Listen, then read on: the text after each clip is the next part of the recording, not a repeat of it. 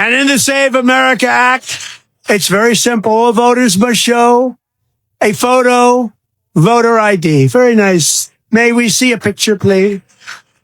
All voters must provide proof of citizenship. And there will be no mail-in ballots except for illness, disability, military deployment, or travel. It's about voter registration.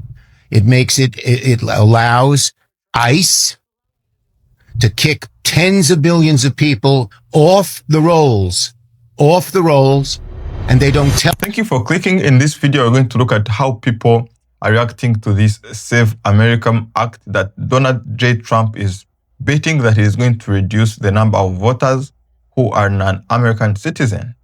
Different people have different opinions. Some accept and favor this act should reduce the number of voters who are not non-American citizens, but others are seeing it as a way to reduce the number of people who are allowed to vote, hence, which will result into an election which is not very fair. So let's look at the different ideas, and also I want your thoughts in the comment section. Do you support this act? Why? Or you don't support this act? Why? As you're watching this video, let us share the ideas in the comment section, and I'm going to be back with my final conclusion. So allow me to do a quick fact check on that, and then I'll get your response on the other side of it, which is you have critics who say this idea of show me your papers to vote is going to keep eligible citizens from voting. This is from the Brennan Center for Justice. Half of Americans don't even have a passport. 9% of American citizens of voting age, or 21.3 million people, don't have proof of citizenship readily available because it's in a safety box or with another family member. At least 3.8 million don't have these documents at all because they were lost, they were destroyed, they were stolen. All of a sudden, if all these folks can't participate in our democracy, what happens? Yeah, that's the whole point. Donald Trump seems to think that the way he and the Republicans will win elections is to keep American citizens from voting. At least keep certain American citizens from voting. That's his entire plan. And you know why he's doing that? Because he's losing. And he knows he's losing. Look, Donald Trump pays attention to the polls. He knows that his polling is where? Down in the 30s? He knows that he is tying his Republican Party to a losing message. He knows that Americans across this country look out and say, he's made $2 billion on crypto. His kids are out there scamming money off being related to the president of the United States. People are sick of the corruption. They're sick of the chaos, and they're sick of the policies that Donald Trump is using to drive up costs. The tariffs that have driven up costs, the energy policies that have driven up costs, the healthcare changes that have driven up costs, and a war halfway around the world that has driven up costs. He is in trouble. And instead of changing his policies, instead of doing what the American people need and want, he's off saying, I'm going to keep a bunch of them from voting. And that's what he's thrown down on. This is Donald Trump trying to subvert democracy because he understands that democracy is not going to be in favor of Donald Trump and the Republicans come November. A majority of Americans support the Save America Act, and you really can't blame them. They're being misled into thinking it's just a voter ID bill. So I've made a list of the 23 weirdest things I've found in the bill. Now, there's a lot of weird stuff in there, so this is actually a 7-part series. Married women who changed their name wouldn't be able to register to vote with a birth certificate and ID because the names wouldn't match. And a marriage certificate is not listed as acceptable proof under the bill. People say, oh, but the bill would allow the states to set up a separate process when names don't match. That process would have to comply with federal regulations, which haven't been written yet, so we don't know what they'll say. In other words, there are no guarantees. So why not just say in the bill that a marriage certificate or other proof of name change is enough? Representative Maxine Dexter proposed an amendment last year to have the bill actually say that married women who change their name won't be prevented from voting. Seems simple enough, right? House Republicans rejected that amendment. Share this video with anyone who needs to hear that the Save America Act isn't just a voter ID bill, and follow for the rest of the list. Software glitch, she says. It was a software glitch. Well, I have something to say right here about New Jersey Governor Mikey Sherrill coming out publicly and saying that there were, thousands of ineligible voters on the rolls. And it was a software glitch. Because, here's the thing. Software programming doesn't work like that. Software programming doesn't take a wrong turn. It doesn't make mistakes. It just puts out information that it was put in. That's just facts. I mean, that's not like hearsay or nuance. Garbage in equals garbage out. Software does exactly what it was programmed to do. And I guess governors across the country are trying to clean up their voter rolls because they know the feds are going to come in and they're going to take a long, hard look, and they don't want to be caught with their hands in the cookie jar. So far across this country, they have found, I think, in excess of a couple of 100,000. So far in the short term, they have found hundreds of thousands of ineligible people on the voter rolls. I think it's a lot bigger than that. That's just my opinion. And all of that can be solved with the Save America Act, because it doesn't matter who is eligible or ineligible on the voter rolls. If we have voter ID and you cast a ballot, whether it's a mail-in ballot or it's in person, it's ineligible unless you show voter ID. So it bottlenecks that whole issue, and then it tightens up the integrity of our elections. Just think of the taxpayer money each individual state will save us by not having to spend all of this time, energy, and resources to try to clean up voter rolls. I mean, it's a win-win. We need the Save America Act. Reason number 50,263.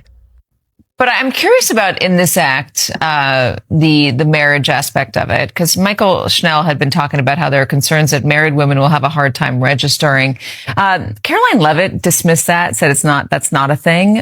Is it a thing? It's absolutely a thing. And what she said is, well, it's not really a thing for that many people. Yeah. Let's start with, and there's no doubt that this number is the denominator, and ultimately it's a fraction. The numerator won't be the same as the denominator, but let's start with the denominator. Oh God, don't do math. Okay, go ahead. 69 million women in America, Katie, have a married name that differs from the name on their birth certificate. Mm-hmm. So now, in addition to all of the hurdles, significant hurdles required for every American to register to vote by showing either a birth certificate or a passport, which is a combination of documents that a lot of Americans don't have. Even if you're in the portion of America that does have those documents, if you're one of those 69 million women, you may live in a state that is different than the state where you were born. So now you have to go to the state where you were married to get a certificate of marriage from that state, and then take that certificate of marriage from that state to the state where you're trying to register to vote, and their election officials have to determine whether that's valid. It's not necessarily impossible. It's burdensome. It's hugely burdensome. The burden itself, does it violate your constitutional right to vote to put that many burdens on your ability to do so? The 24th Amendment eliminates poll taxes. Now, this isn't a poll tax in the literal sense, but in the practical de facto sense, it absolutely is a burden that comes with significant expense, significant chilling, and significant hurdles that will impose a burden that will mean some people melt off the voter rolls. If this passed, right, and it contained any of that, the burdens that you were talking about, they would essentially, there would be a case to be made, and that case, I imagine, would end up at the Supreme Court? Absolutely. President Donald Trump and the GOP have decided to resurrect a controversial bill from last year, the Safeguard American Voter Eligibility Act, also known as the Save America Act. The new version of the bill has already passed the House and is being framed as a set of common sense measures to protect U.S. elections, including requiring Americans to present photo ID when voting, something over 80% of Americans support. Now, what's controversial about that, you might say? Sounds kind of reasonable, no? If only. Unfortunately, this innocently named bill is about so much more than voter ID, and could be, perhaps, Trump's most severe threat to our free and fair election so far. Let me explain. For starters, the bill would require Americans to provide proof of U.S. citizenship when registering to vote, meaning they would need to show documents like a U.S. passport or birth certificate with their full name on it, which millions of Americans cannot readily access. For example, over half of all Americans don't have an up-to-date passport, an issue that's even more pronounced in red state. Of course, per the bill, you could just show your birth certificate if you're a US-born citizen and are able to find it. But more than 1 in 10 registered voters don't actually have access to their birth certificate. Heck, even J.D. Vance, who's gone through several name changes since his birth, could run into trouble if his passport suddenly gets lost down the back of his couch. But just producing a birth certificate still may not be enough for the nearly 70 million married women whose last names no longer match the ones on their birth certificate. Republicans say, no big deal. They can just show their marriage licenses too. But the bill itself makes no mention of marriage licenses and leaves it up to individual states to sort out any discrepancies. As if this bill didn't complicate the registration process enough, it would also require people to go in person to an election office to register or make simple updates to their registration, like party affiliation or address changes. According to voting rights experts, that would effectively eliminate mail registration, online registration, and all voter registration drives, which 1 in 3 US voters have relied on in recent elections. But Mehdi, we used to do a lot of things in person before COVID. Surely that's not too much to ask, is it? Well, maybe it isn't if you're living in one of the big liberal cities. But according to a study by the Center for American Progress, voters in large rural communities could be forced to drive an average of 4.5 hours there and back just to register to vote in person. But still, that's not even the worst part of this bill. The Save America Act requires all 50 states to hand over their voter rolls to the federal government so that they can then be run through the Homeland Security's so-called Save Verification System, which is meant to root out non-citizens from the voter registration process. But here's the problem. Just take a look at what happened when the tool was used in Boone County, Missouri, where over 36 voters, U.S. citizens, were falsely flagged as non-citizens. And this isn't limited to Boone County. The Texas Tribune and ProPublica have identified at least 87 voters across 29 counties who were falsely flagged as non-citizens by this Save data tool.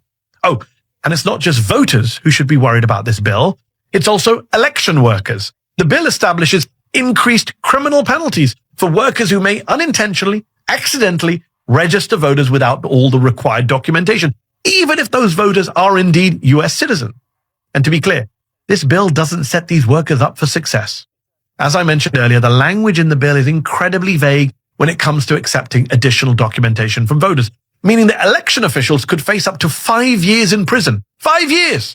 All for a simple error, a misjudgment, at a time when election workers and officials are leaving their jobs in record numbers following a surge in threats and harassment and doxing.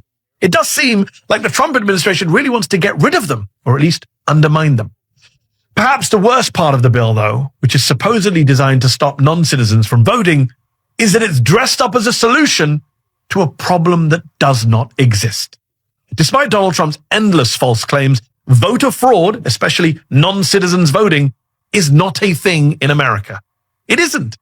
And don't take my word for it. Just take a look at the data from the states that have been using that faulty Save tool to identify non-citizens. Even under that error-prone tool, only 0.04% of cases turn out to be non-citizens. Even the pro-Trump Heritage Foundation, which co-authored Project 2025, has reported that between 2003 and 2023, there were only 24 instances of non-citizens voting in U.S. elections. And if you do the math, considering how many hundreds of millions of people voted during those 2 decades, that number is effectively 0.0% of all votes cast. But then again, in the interests of fairness and balance, I should mention that there was one very serious voter fraud case recently. Very serious. The mayor of Coldwater, Kansas, who turned out to be a green card holder, not a citizen. He somehow managed to vote in all of the last 3 presidential elections, and every time for Donald Trump. Stop the steal.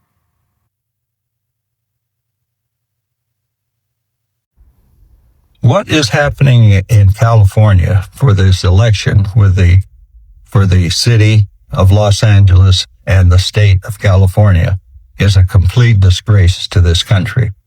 You know, John Thune, he was supposed to push this Save America Act through, and he just ignored it. He says, I don't have the vote. He's just like Mitch McConnell. They're always going to do something, but they never do it. These people are wolves in sheep clothing. They really are. They have no intention of doing anything that's good for this country. And that is a fact.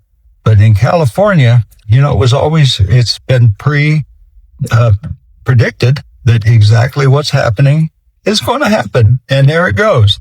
Yeah, you take a guy that was far ahead in the election, and all of a sudden, just little by little by little, Who in their right mind would say that you don't have to have the same signature on a ballot, or it doesn't have to match the signature that you signed? Who in the world wouldn't realize that right there, without any, guessing, the rig was on for the election was on.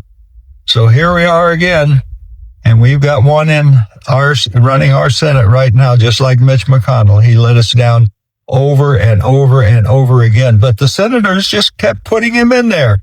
Yeah, well, he was destroying the Republican Party and always making excuses. And this John Thune, he's doing exactly the same thing. Nothing but excuses. He will destroy the Republican Party. Yeah, he is really a wolf in sheep's clothing. And if anybody doesn't get that, they are stupid. I mean, really stupid. Well, I don't know what we can do about it, because the senators will keep putting people like that in charge of the Senate. And here we go again. This thing in California, it has repercussions all the way up the line. That these federal elections in states that have a lot of votes in California, yeah, they're going to rig those just like they rigged the state elections and the local elections. They're just going to keep rigging them unless we have somebody finally that can push something like that Save America Act through and give a fair elections to the people of this country. But you'll never get it with a guy like John Thune. Now, I can tell you, it'll never happen with this guy. No way. He's just playing a game with the Republican Party. And that's my opinion. But be careful of this guy, because he'll screw us over every single time. I'm here to speak about the so-called Save America Act, which I think probably would be better described as the Steal the Next Election Act. You can imagine why they would want to engage in special weapons and tactics to try to win the 2026 election when you see the political disaster that they're enmeshed in, the mess that the Trump administration has made of the economy, the stench of corruption pervading the administration, a war that is running up gasoline prices and has no end in sight and no evident plan. Wherever you look, you see a party in complete disarray. And so this whole scheme gets cooked up, marketed falsely as some civic safe voting proposition, when what it really is a scheme to influence elections so that the creepy billionaires behind the Republican Party can continue to control the decisions that get made in this town. That's what this is about. Plain and simple. This is no small thing, and if you want to know what the motive is, just ask the people who are running this. We just want to make sure the right people vote. We'll never lose a race for 50 years if you pass this bill. It'll guarantee the midterms, that is, using the power of government. Yeah, obviously, this is what happens when you try to change something that people are not used to. You are trying to raise something. You are trying to add documents which allows people to do something. These elections, if you have to go into election, you have to present your documents like birth certificate or your passport. And a lot of people are arguing that many people do not own these documents, even if they are legal American citizens. Some people changed their names. Others adopted the names of their husbands. And others are located in the cities which are different from where they were born. And if they lost their birth certificates, then it is going to be hard for them to move to their cities to obtain them. If you are trying to take all those number of people and remove them from the people who are allowed to vote, then I think the election might not be fair, which may later result into chaos if not controlled. So the point here is not about if this act is going to be passed, because as of now, the act is not yet passed. But if it is passed, what is the consequences? Of course, everything has a bad side and good side. If you only look at the good side of something and you don't also look at the bad side and how you're going to deal with that bad side, then sometimes the results, you might find that they are wrong. This video doesn't have any side that it is supporting. Rather, it's about making the open discussion about topics which are raised. And if you have any thoughts of how you understand of this America Act, please do that in the comment section, share it, and let people know. Thank you. And if you want to be informed about the trending news, make sure that you subscribe to this YouTube channel, leave a share, and also if you find this video to be interesting, remember to like it. See you in the next video, which is coming.